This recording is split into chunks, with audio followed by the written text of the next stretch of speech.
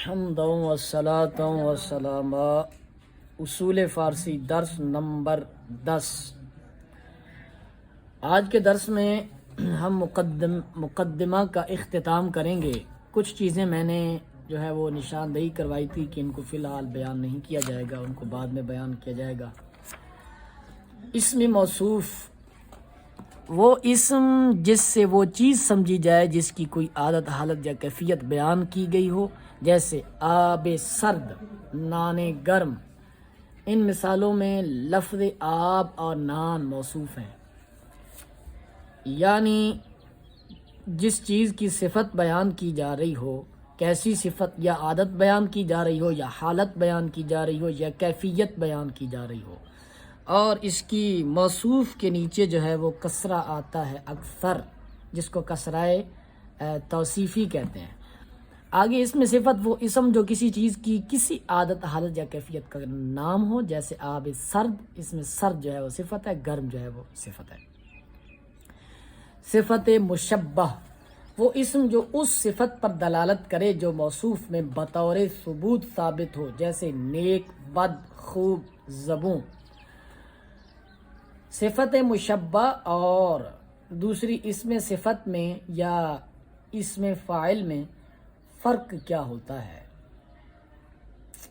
کہ ان میں جو ہے وہ صفت عارضی ہوتی ہے، اور صفت مشبہ میں صفت دائمی ہوتی ہے، بطور ثبوت ثابت ہوتی ہے۔ مثلا کسی کا نیک ہونا، کسی کا بد ہونا، اور دوسری جانب پانی ٹھنڈا ہے تو پتہ نہیں کب تک ٹھنڈا رہے گا، تو اس میں جو ہے وہ صفت عارضی ہے، اور صفت مشبہ میں صفت دائمی ہوتی ہے۔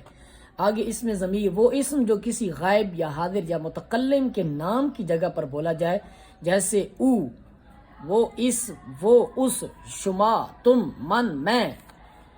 جیسے کہا جاتا ہے کہ زید آیا اور وہ بولا، تو وہ جو بولا گیا تو یہ جو ہے اس میں ضمیر ہے، کسی غائب یا حاضر یا متکلم کے نام کی جگہ بولا جائے۔ اس میں ظاہر اس ضمیر کے علاوہ تمام اسماء اس میں ظاہر ہیں، اس میں ضمیر کے علاوہ تمام اسماء اس میں ظاہر ہیں، یعنی غائب، حاضر، متکلم کے نام کی جگہ جو بولے جاتے ہیں ضمائر، ضمیریں، ان کے علاوہ تمام اسم ظاہر ہیں۔ اس میں اشارہ وہ اسم جس کے ساتھ کسی محسوس اور نظر آنے والی چیز کی طرف عضو ظاہری کے ساتھ اشارہ کیا جائے، یا کسی غیر محسوس اور نظر نہ آنے والی چیز کی طرف معنوی اشارہ کیا جائے، جیسے این کتاب، آن طالب علم، این سخن، آن ذات بلند یا بلند۔ این کتاب یہ محسوس اور نظر آنے والی چیز کے ساتھ عضو ظاہری کے ساتھ اشارہ ہے۔ این کتاب، آن طالب علم، وہ طالب علم۔ این سخن یہ بات، یہ محسوس بات، یہ غیر محسوس چیز ہے، نظر نہ آنے والی چیز ہے۔ ذات بلند یہ غیر محسوس چیز، غیر محسوس ذات ہے اور نظر نہ آنے والی ذات ہے۔ تو یہ جو اشارہ ہے معنوی اشارہ ہے، اور وہ عضو ظاہری کے ساتھ اشارہ ہے۔ مشار علیہ وہ جس کی طرف اشارہ کیا جائے، جیسے ان مذکورہ مثالوں میں کتاب، طالب علم، سخن، ذات بلند۔ اس کے آگے آ جائیں جی اسم عدد پر، وہ اسم جس کے ساتھ کسی چیز کو گنا جائے، جیسے یک کتاب، سہ قلم۔ ان مثالوں میں لفظ یک اور سہ اسم عدد ہیں۔ اسم معدود وہ اسم جو اس ذات پر دلالت کرے جس کو گنا جائے، جیسے مذکورہ مثال میں کتاب اور قلم۔ جس کو گنا جائے وہ معدود ہے، اور جس اسم کے ساتھ گنا جائے اس کو اسم عدد کہتے ہیں۔ آگے جی اسم حال وہ اسم جو فاعل یا مفعول کی حالت بیان کرے، فاعل یا مفعول کی حالت بیان کرے اس کو اسم حال کہتے ہیں۔ جیسے زید روتے ہوئے آیا تو زید فاعل ہے، روتے ہوئے اس کا رونا یہ اس کی حالت ہے۔ میں نے زید کو گرتے ہوئے دیکھا، زید اسم مفعول ہے اور گرنا اس کی حالت ہے، تو یہ مفعول کی حالت ہے۔ آگے اس میں ظرف وہ اسم جو فعل کے واقع ہونے کی جگہ یا وقت پر دلالت کرے، جیسے خواندم نماز در مسجد، میں نے نماز پڑھی مسجد میں۔ اس مثال میں لفظ مسجد ظرف ہے، اور جیسے خفتم شب، میں سویا رات میں، اس مثال میں لفظ شب ظرف ہے۔ تو جہاں وقت ہوگا وہاں ظرف زمان ہوگا، جہاں جگہ ہوگی وہاں ظرف مکان ہوگا۔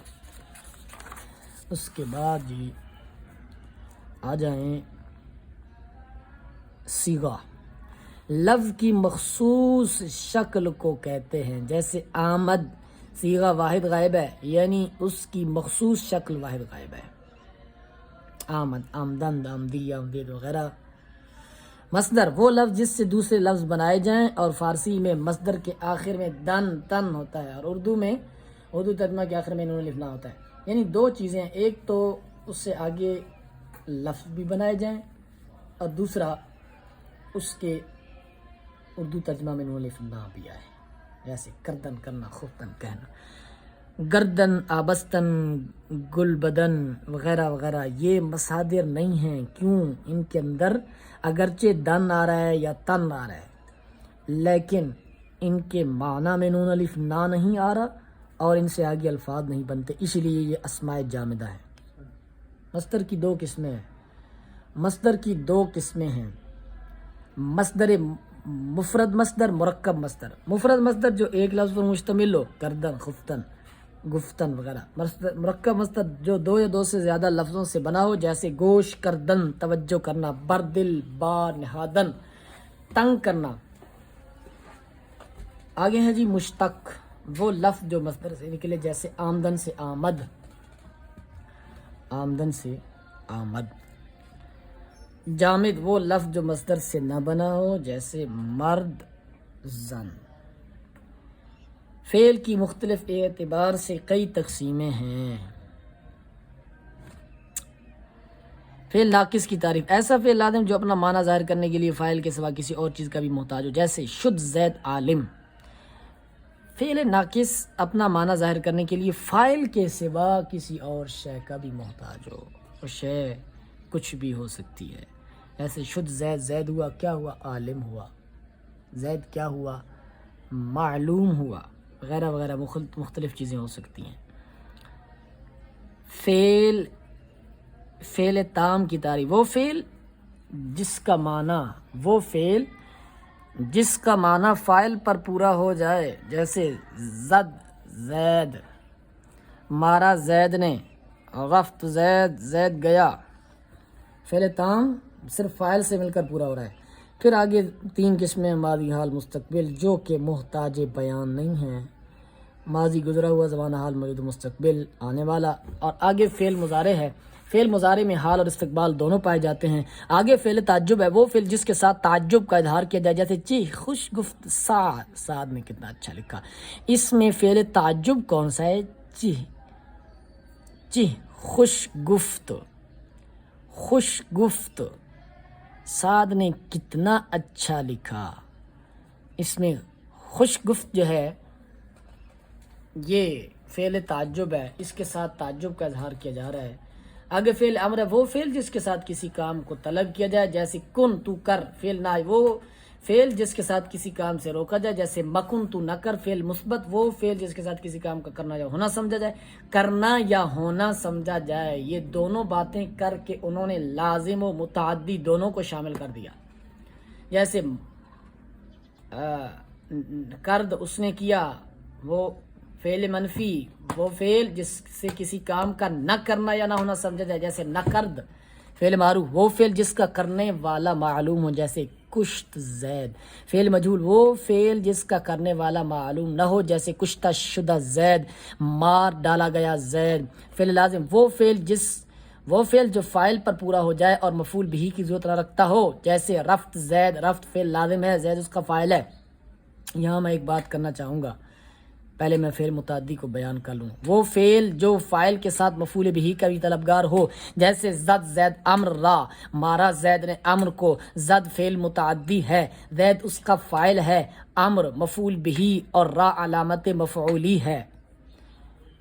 فعل لازم میں نے کہا جبکہ لکھا ہوا مفعول ہے، اور میں نے کہا مفعول بھی، اور آگے بھی میں نے مفعول بھی کہا۔ اس کی کیا وجہ ہے کہ فعل لازم میں در حقیقت جہاں مفعول بھی ہی مراد ہے، تو پھر مصنف پر بھی تو اعتراض ہو سکتا ہے کہ بھائی انہوں نے کیوں نہیں مفعول بھی لکھا۔ تو یہاں ایک قاعدہ ہے کہ المطلق اذا یطلق یراد به الفرد الکامل، جب مفعول مطلقاً بولا جاتا ہے تو اس سے مراد مفعول بہی ہی ہوتا ہے. یہ تو مبتدی حضرات کی ذہنی سطح کو مد نظر رکھتے ہوئے میں نے یہاں مفعول بہی کا اضافہ کیا ہے. تو مصنف بھی اپنی جگہ ٹھیک اور عام فقیر بھی اپنی جگہ ٹھیک. یہاں جو انہوں نے افعال کی تقسیم کی ہیں ان کے میں نام آپ کو بتا دوں. پہلی تقسیم جو ہے معنی ظاہر کرنے کے لحاظ سے ناقص اور تام. دوسری تقسیم جو ہے زمانے کے اعتبار سے ماضی حال مستقبل. تیسری تقسیم جو ہے طلب کرنے یا روکنے کے اعتبار سے امر و نہی. چوتھی تقسیم پہلی دوسری تیسری چوتھی تقسیم نفی و اس بات کے اعتبار سے. پانچویں تقسیم فاعل کے اعتبار سے. چھٹی تقسیم مفعول بہی کے اعتبار سے. 6 قسم کی تقسیمیں انہوں نے بیان فرمائی ہیں. اب میں نے جو چیزیں مقدمہ میں چھڑائی ہیں یہ بعد میں بیان کی جائیں گی. اس کے آگے جو جتنا مقدمہ ہے اس کو بھی جو ہے اسی طرح وضاحت کے ساتھ پڑھایا جائے گا. اب آگے انشاءاللہ تعالی ہم مصادر سے آگے جا کے مصدر جو ہے نا وہ آپ کا کام ہے یاد کرنا, اس کو آپ یاد کرتے رہیں. اور آگے ہم درس سے شروع کریں گے فائدہ جلیلہ برائے مصادر فارسی. اللہ تعالی استقامت عطا فرمائے. ھذا ھو المرام واللہ تعالی عالم حقیقت الکلام.